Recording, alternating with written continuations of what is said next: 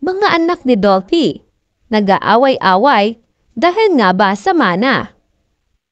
Ibinahagi ng talent manager at actor na si Eric Quezon kung paano nila pinaghahati ang magkakapatid ang iniwang mana ng kanilang amang si Dolphy. Sa latest vlog ni Showbiz Insider, OG Diaz, noong Huwebes, January 11, inusisa niya si Eric tungkol sa bagay na ito. Sa kabatiran ng marami, 18 ang anak ni Dolphy. Sa yung 18 na yon, Eric, walang nangyaring problema. Wala kayong na-encounter na yung isa hindi subang-ayon at hindi natuloy ang transaction. Ang maganda, halos lahat ng transaction naman hindi natuloy.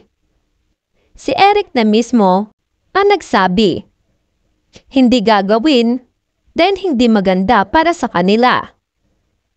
Then in-explain daw ni Eric kung bakit.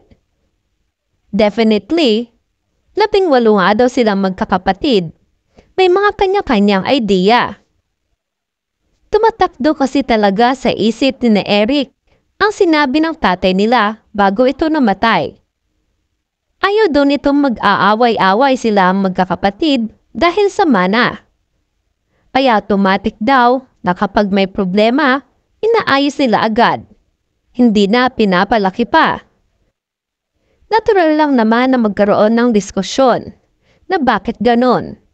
Dapat mas mataas yung presyo. Dapat ganito, dapat ganyan.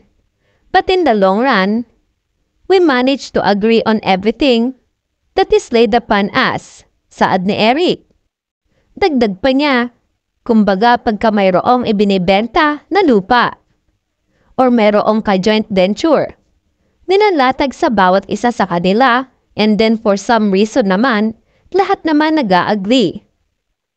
At hanggang ngayon daw ayon kay Eric, nakakapag-provide pa rin daw si Dolphy sa kanilang magkakapatid. Kahit mahigit 1 dekada na simula nung pumanaw ito. Matatandaan nga pumanaw ang tinaguriang Comedy King sa edad na 83 noong July 10, 2012. Matapos ang mahigit 1 buwang pakikipaglaban sa sakit na dulot ng iba't ibang komplikasyon gaya ng pulmonya at chronic obstructive disease. Sa panahon ng pananakop ng Japan, ay edad 17 siya nang bigyan ng trabaho ni Benny Mac bilang isang mananayaw sa Avenue Theater at Lyric Theater.